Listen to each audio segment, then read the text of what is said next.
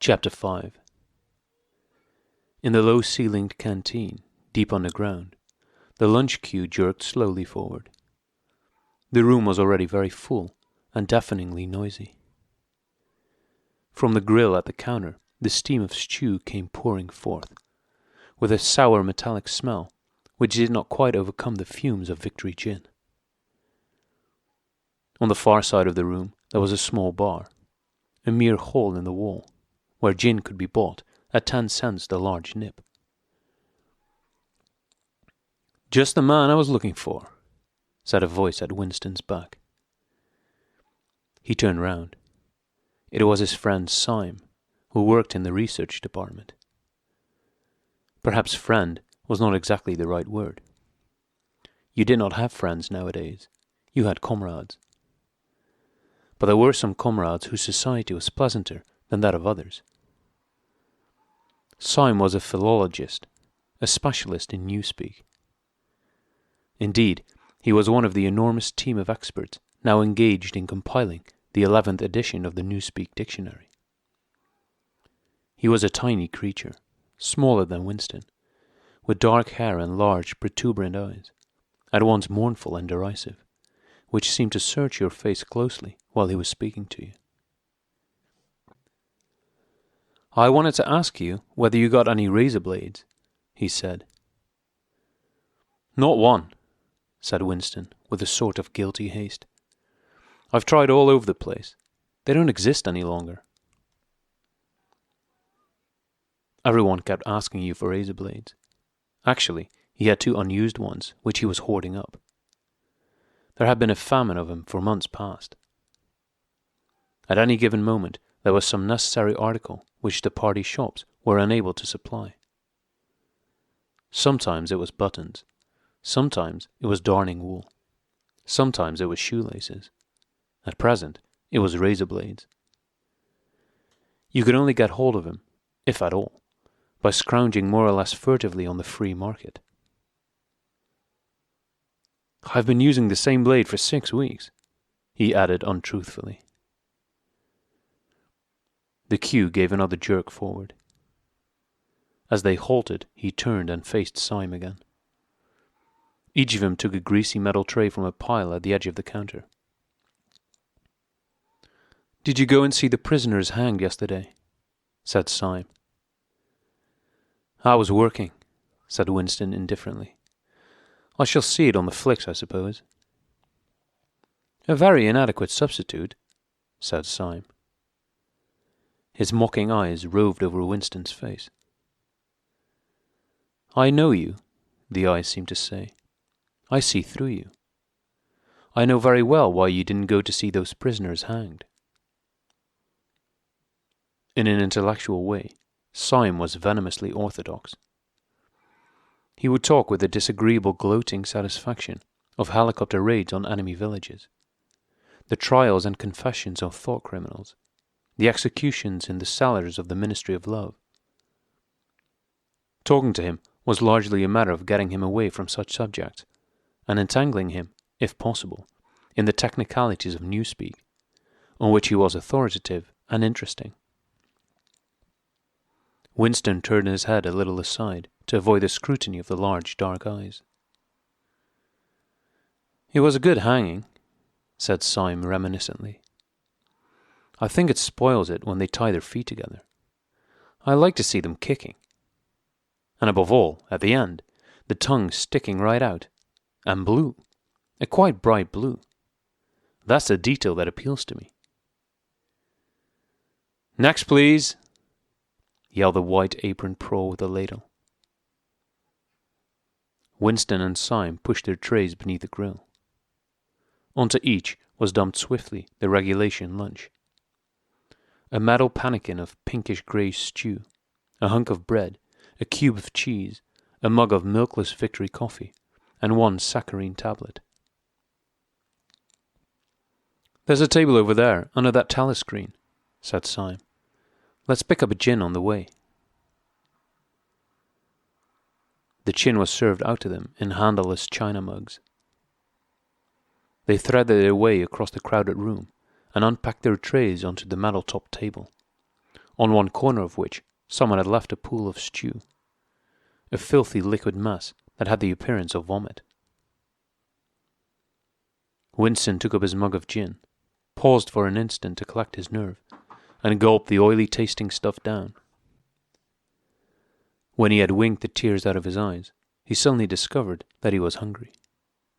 He began swallowing spoonfuls of the stew, which, in among its general sloppiness, had cubes of spongy pinkish stuff, which was probably a preparation of meat. Neither of them spoke again till they had emptied their pannikins. From the table at Winston's left, a little behind his back, someone was talking rapidly and continuously, a harsh gabble almost like the quacking of a duck, which pierced the general uproar of the room. "How's the dictionary getting on?" said Winston, raising his voice to overcome the noise. "Slowly," said Syme. "I'm on the adjectives. It's fascinating." He had brightened up immediately at the mention of Newspeak. He pushed his pannikin aside, took up his hunk of bread in one delicate hand and his cheese in the other, and leaned across the table so as to be able to speak without shouting. "The 11th edition is the definitive edition," he said. "We're getting the language into its final shape, the shape it's going to have when nobody speaks anything else. When we've finished with it, people like you will have to learn it all over again. You think, I dare say, that our chief job is inventing new words, but not a bit of it. We're destroying words, scores of them, hundreds of them, every day. We're cutting the language down to the bone. The 11th edition won't contain a single word that will become obsolete before the year 2050. He bit hungrily into his bread and swallowed a couple of mouthfuls, then continued speaking, with a sort of pedant's passion. His thin, dark face had become animated. His eyes had lost their mocking expression and grown almost dreamy. It's a beautiful thing, the destruction of words. Of course, the great wastage is in the verbs and adjectives, but there are hundreds of nouns that can be got rid of as well. It isn't only the synonyms. There are also the antonyms. After all, what justification is there for a word which is simply the opposite of some other word? A word contains its opposite in itself. Take good, for instance. If you have a word like good, what need is there for a word like bad? Ungood will do just as well. Better, because it's an exact opposite, which the other is not. Or again, if you want a stronger version of good, what sense is there in having a whole string of vague, useless words like excellent and splendid, and all the rest of them? Plus good covers the meaning, or double plus good if you want something stronger still. Of course we use those forms already, but in the final version of Newspeak there will be nothing else. In the end, the whole notion of goodness and badness will be covered by only 6 words. In reality, only 1 word. Don't you see the beauty of that, Winston? It was BB's idea originally, of course, he added as an afterthought. A sort of vapid eagerness flitted across Winston's face at the mention of Big Brother. Nevertheless, Syme immediately detected a certain lack of enthusiasm. "You haven't a real appreciation of Newspeak, Winston," he said almost sadly. "Even when you write it, you're still thinking in Old Speak. I've read some of those pieces that you write in the Times occasionally. They're good enough, but they're translations. In your heart, you'd prefer to stick to Old Speak, with all its vagueness and its useless shades of meaning. You don't grasp the beauty of the destruction of words. Do you know that Newspeak is the only language in the world whose vocabulary gets smaller every year?" Winston did know that, of course. He smiled, sympathetically, he hoped, not trusting himself to speak. Syme bit off another fragment of the dark-coloured bread, chewed it briefly, and went on. "Don't you see that the whole aim of Newspeak is to narrow the range of thought? In the end, we shall make thought crime literally impossible, because there will be no words in which to express it. Every concept that can ever be needed will be expressed by exactly one word, with its meaning rigidly defined, and all its subsidiary meanings rubbed out and forgotten. Already in the 11th edition, we're not far from that point. But the process will still be continuing long after you and I are dead. Every year fewer and fewer words, and the range of consciousness always a little smaller. Even now, of course, there's no reason or excuse for committing thought crime. It's merely a question of self-discipline, reality control. But in the end, there won't be any need even for that. The revolution will be complete when the language is perfect. Newspeak is Ingsoc, and Ingsoc is Newspeak, he added with a sort of mystical satisfaction. Has it ever occurred to you, Winston, that by the year 2050, at the very latest, not a single human being will be alive who could understand such a conversation as we are having now? Except, began Winston doubtfully, and then stopped. It had been on the tip of his tongue to say, except the proles. But he checked himself, not feeling fully certain that this remark was not in some way unorthodox. Syme, however, had divined what he was about to say. The proles are not human beings, he said carelessly. By 2050, earlier probably, all real knowledge of Old Speak will have disappeared. The whole literature of the past will have been destroyed. Chaucer, Shakespeare, Milton, Byron. They'll exist only in Newspeak versions, not merely changed into something different, but actually changed into something contradictory of what they used to be. Even the literature of the party will change. Even the slogans will change. How could you have a slogan like, "Freedom is slavery," when the concept of freedom has been abolished? The whole climate of thought will be different. In fact, there will be no thought, as we understand it now. Orthodoxy means not thinking, not needing to think. Orthodoxy is unconsciousness. One of these days, thought Winston with sudden deep conviction, Syme will be vaporized. He is too intelligent. He sees too clearly and speaks too plainly. The party does not like such people. One day he will disappear. It is written in his face. Winston had finished his bread and cheese. He turned a little sideways in his chair to drink his mug of coffee. At the table on his left, the man with the strident voice was still talking remorselessly away. A young woman who was perhaps his secretary, and who was sitting with her back to Winston, was listening to him and seemed to be eagerly agreeing with everything that he said. From time to time, Winston caught some such remark as, "I think you're so right. I do so agree with you," uttered in a youthful and rather silly feminine voice. But the other voice never stopped for an instant, even when the girl was speaking. Winston knew the man by sight, though he knew no more about him than that he held some important post in the fiction department. He was a man of about 30, with a muscular throat and a large, mobile mouth. His head was thrown back a little, and because of the angle at which he was sitting, his spectacles caught the light and presented to Winston 2 blank discs instead of eyes. What was slightly horrible was that from the stream of sound that poured out of his mouth, it was almost impossible to distinguish a single word. Just once, Winston caught a phrase. "Complete and final elimination of Goldsteinism," jerked out very rapidly, and, as it seemed, all in one piece, like a line of typecast solid. For the rest, it was just a noise, a quack, quack, quacking. And yet, though you could not actually hear what the man was saying, you could not be in any doubt about its general nature. He might be denouncing Goldstein and demanding sterner measures against thought criminals and saboteurs. He might be fulminating against the atrocities of the Eurasian army.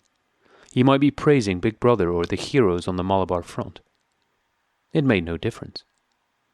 Whatever it was, you could be certain that every word of it was pure orthodoxy, pure Ingsoc. As he watched the eyeless face with the jaw moving rapidly up and down, Winston had a curious feeling that this was not a real human being, but some kind of dummy. It was not the man's brain that was speaking, it was his larynx. The stuff that was coming out of him consisted of words, but it was not speech in the true sense. It was a noise uttered in unconsciousness, like the quacking of a duck. Syme had fallen silent for a moment, and with the handle of his spoon was tracing patterns in the puddle of stew. The voice from the other table quacked rapidly on, easily audible in spite of the surrounding din. "There is a word in Newspeak," said Syme. "I don't know whether you know it. Duck-speak, to quack like a duck. It is one of those interesting words that have two contradictory meanings. Applied to an opponent, it is abuse. Applied to someone you agree with, it is praise." Unquestionably, Syme will be vaporized, Winston thought again. He thought it with a kind of sadness, although well knowing that Syme despised him and slightly disliked him, and was fully capable of denouncing him as a thought criminal, if he saw any reason for doing so. There was something subtly wrong with Syme. There was something that he lacked. Discretion, aloofness, a sort of saving stupidity. You could not say that he was unorthodox. He believed in the principles of Ingsoc. He venerated Big Brother. He rejoiced over victories. He hated heretics. Not merely with sincerity, but with a sort of restless zeal, an up-to-dateness of information, which the ordinary party member did not approach. Yet a faint air of disreputability always clung to him. He said things that would have been better unsaid. He had read too many books. He frequented the Chestnut Tree Cafe, haunt of painters and musicians. There was no law, not even an unwritten law, against frequenting the Chestnut Tree Cafe. Yet the place was somehow ill-omened. The old discredited leaders of the party had been used to gather there before they were finally purged. Goldstein himself, it was said, had sometimes been seen there, years and decades ago. Syme's fate was not difficult to foresee. And yet it was a fact that if Syme grasped, even for 3 seconds, the nature of his, Winston's secret opinions, he would betray him instantly to the thought police. So would anybody else, for that matter, but Syme more than most. Zeal was not enough. Orthodoxy was unconsciousness. Syme looked up. "Here comes Parsons," he said. Something in the tone of his voice seemed to add, "That bloody fool." Parsons, Winston's fellow tenant at Victory Mansions, was in fact threading his way across the room. A tubby, middle-sized man with fair hair and a frog-like face. At 35, he was already putting on rolls of fat at neck and waistline, but his movements were brisk and boyish. His whole appearance was that of a little boy grown large, so much so that although he was wearing the regulation overalls, it was almost impossible not to think of him as being dressed in the blue shorts, grey shirt, and red neckerchief of the spies. In visualizing him, one saw always a picture of dimpled knees and sleeves rolled back from pudgy forearms. Parsons did, indeed, invariably revert to shorts when a community hike or any other physical activity gave him an excuse for doing so. He greeted them both with a cheery, "Hello, hello," and sat down at the table, giving off an intense smell of sweat. Beads of moisture stood out all over his pink face. His powers of sweating were extraordinary. At the community center, you could always tell when he had been playing table tennis by the dampness of the bat handle. Syme had produced a strip of paper on which there was a long column of words, and was studying it with an ink pencil between his fingers. Look at him working away in the lunch hour, said Parsons, nudging Winston. Keenness, eh? What's that you got there, old boy? Something a bit too brainy for me, I expect. Smith, old boy, I'll tell you why I'm chasing you. Is that sub you forgot to give me? Which sub is that? Said Winston, automatically feeling for money. About a quarter of one's salary had to be earmarked for voluntary subscriptions, which were so numerous that it was difficult to keep track of them. For Hate Week, you know, the house-by-house fund. I'm treasurer for our block. We're making an all-out effort, going to put on a tremendous show. I tell you, it won't be my fault if old Victory Mansions doesn't have the biggest outfit of flags in the whole street. $2 you promised me. Winston found and handed over 2 creased and filthy notes, which Parsons entered in a small notebook, in the neat handwriting of the illiterate. By the way, old boy, he said, I hear that little beggar of mine let fly at you with his catapult yesterday. I gave him a good dressing down for it. In fact, I told him I'd take the catapult away if he does it again.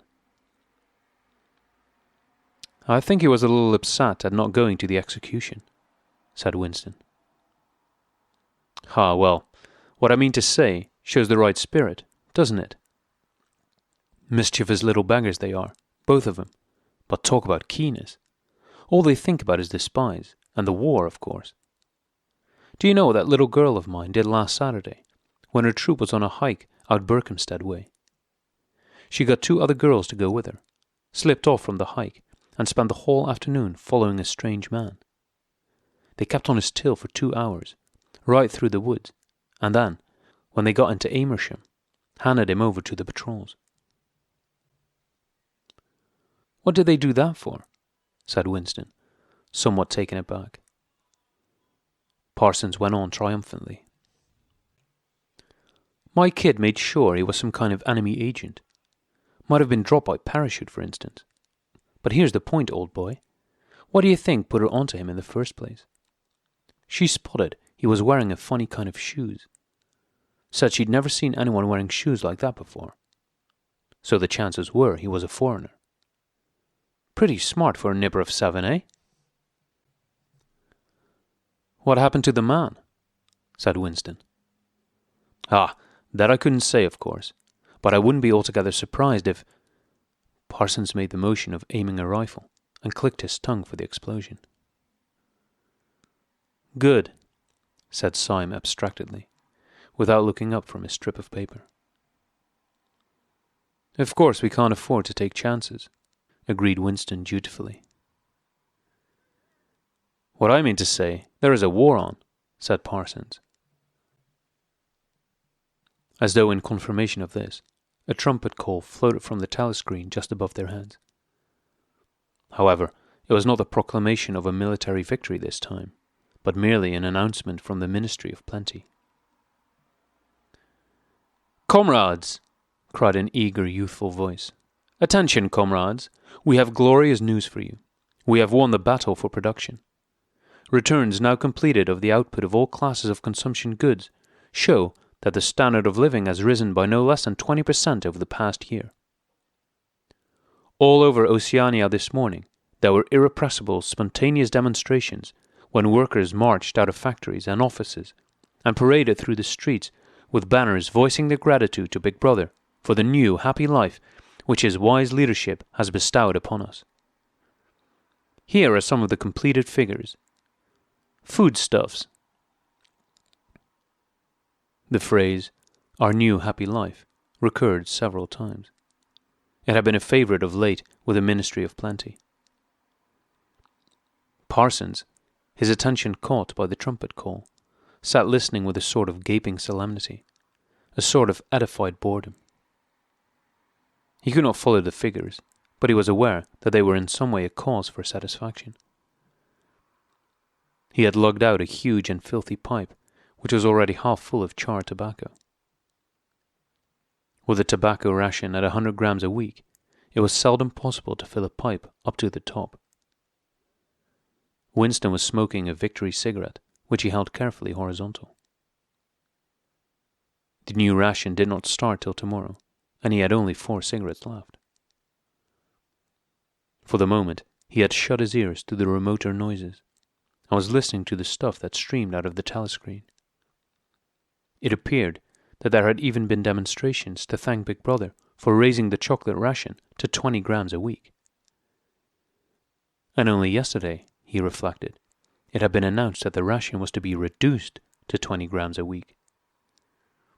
Was it possible that they could swallow that after only 24 hours? Yes, they swallowed it. Parsons swallowed it easily, with the stupidity of an animal. The eyeless creature at the other table swallowed it fanatically, passionately, with a furious desire to track down, denounce and vaporize anyone who should suggest that last week the ration had been 30 grams. Syme too, in some more complex way, involving doublethink. Syme swallowed it. Was he, then, alone in the possession of a memory? The fabulous statistics continued to pour out of the telescreen. As compared with last year, there was more food, more clothes, more houses, more furniture, more cooking pots, more fuel, more ships, more helicopters, more books, more babies, more of everything except disease, crime, and insanity. Year by year and minute by minute, everybody and everything was whizzing rapidly upwards. As Syme had done earlier, Winston had taken up a spoon and was dabbling in the pale-coloured gravy that dribbled across the table, drawing a long streak of it out into a pattern. He meditated resentfully on the physical texture of life. Had it always been like this? Had food always tasted like this? He looked round the canteen. A low-ceilinged, crowded room, its walls grimy from the contact of innumerable bodies, battered metal tables and chairs, placed so close together that you sat with elbows touching. Bent spoons, dented trays, coarse white mugs, all surfaces greasy, grime in every crack, and a sourish composite smell of bad gin, and bad coffee, a metallic stew, and dirty clothes. Always in your stomach and in your skin there was a sort of protest, a feeling that he had been cheated of something that you had a right to. It was true that he had no memories of anything greatly different. In any time that he could accurately remember, there had never been quite enough to eat. One had never had socks or underclothes that were not full of holes. Furniture had always been battered and rickety, rooms underheated, tube trains crowded, houses falling to pieces, bread dark-coloured, tea a rarity, coffee filthy tasting, cigarettes insufficient. Nothing cheap and plentiful, except synthetic gin. And though, of course, it grew worse as one's body aged, was it not a sign that this was not the natural order of things? If one's heart sickened at the discomfort and dirt and scarcity, the interminable winters, the stickiness of one's socks, the lifts that never worked, the cold water, the gritty soap, the cigarettes that came to pieces, the food with its strange evil tastes. Why should one feel it to be intolerable, unless one had some kind of ancestral memory that things had once been different? He looked round the canteen again. Nearly everyone was ugly, and would still have been ugly even if dressed otherwise than in the uniform blue overalls. On the far side of the room, sitting at a table alone, a small, curiously beetle-like man was drinking a cup of coffee, his little eyes darting suspicious glances from side to side. How easy it was, thought Winston, if you did not look about you, to believe that the physical type set up by the party as an ideal, tall, muscular youths and deep-bosomed maidens, blonde-haired, vital, sunburned, carefree, existed and even predominated. Actually, so far as he could judge, the majority of people in Airstrip 1 were small, dark, and ill-favoured. It was curious how that beta-like type pro-life rated in the ministries. little dumpy men, growing stout very early in life, with short legs, swift sculling movements, and fat inscrutable faces with very small eyes. It was the type that seemed to flourish best under the dominion of the party.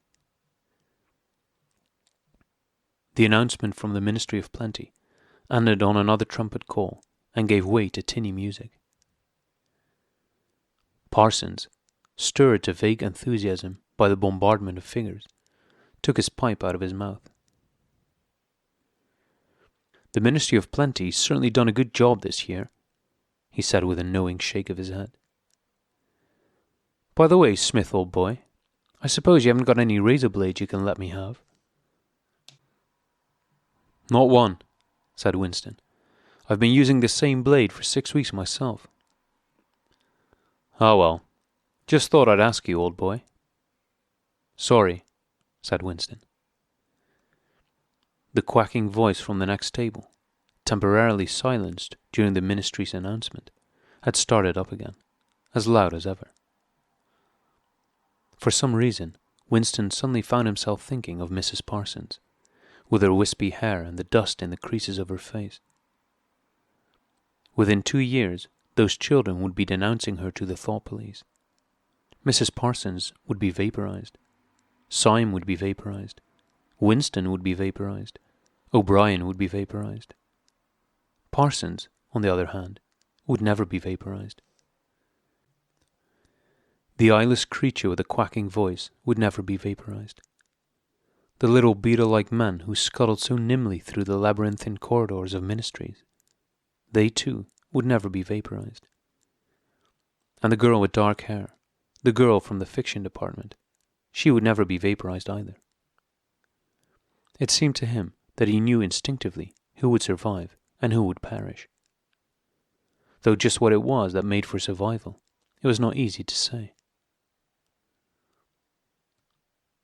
At this moment, he was dragged out of his reverie with a violent jerk. The girl at the next table had turned partly round and was looking at him. It was the girl with dark hair. She was looking at him in a sidelong way, but with curious intensity. The instant that she caught his eye, she looked away again. The sweat started out on Winston's backbone. A horrible pang of terror went through him. It was gone almost at once, but it left a sort of nagging uneasiness behind. Why was she watching him? Why did she keep following him about? Unfortunately, he could not remember whether she had already been at that table when he arrived, or had come there afterwards. But yesterday, at any rate, during the 2 minutes' hate, she had sat immediately behind him when there was no apparent need to do so. Quite likely, her real object had been to listen to him and make sure whether he was shouting loudly enough. His earlier thought returned to him. Probably she was not actually a member of the thought police, but then it was precisely the amateur spy who was the greatest danger of all. He did not know how long she had been looking at him, but perhaps for as much as 5 minutes, and it was possible that his features had not been perfectly under control. It was terribly dangerous to let your thoughts wander when you were in any public place or within range of a telescreen. The smallest thing could give you away. A nervous tic, an unconscious look of anxiety, a habit of muttering to yourself. Anything that carried with it the suggestion of abnormality, of having something to hide. In any case, to wear an improper expression on your face, to look incredulous when a victory was announced, for example, was itself a punishable offence. There was even a word for it in newspeak. Face crime, it was called. The girl had turned her back on him again. Perhaps, after all, she was not really following him about. Perhaps it was coincidence that she had sat so close to him 2 days running. His cigarette had gone out, and he laid it carefully on the edge of the table. He would finish smoking it after work, if he could keep the tobacco in it. Quite likely the person at the next table was a spy of the thought police, and quite likely he would be in the cellars of the Ministry of Love within 3 days. But a cigarette end must not be wasted. Syme had folded up his strip of paper and stowed it away in his pocket. Parsons had begun talking again. "Did I ever tell you, old boy," he said, chuckling round the stem of his pipe, "about the time when those two nippers of mine set fire to the old market woman's skirt because they saw her wrapping up sausages in a poster of BB? Sneaked up behind her and set fire to it with a box of matches. Burned her quite badly, I believe. Little beggars, eh? But keen as mustard. That's a first-rate training they give them in the spies nowadays. Better than in my day, even. What do you think's the latest thing they've served them out with? Ear trumpets for listening through keyholes. My little girl brought one home the other night. Tried it out on our sitting-room door, and reckoned she could hear twice as much as with her ear to the hole. Of course it's only a toy, mind you. Still, gives them the right idea, eh?" At this moment, the telescreen let out a piercing whistle. It was a signal to return to work. All three men sprang to their feet to join in the struggle round the lifts, and the remaining tobacco fell out of Winston's cigarette.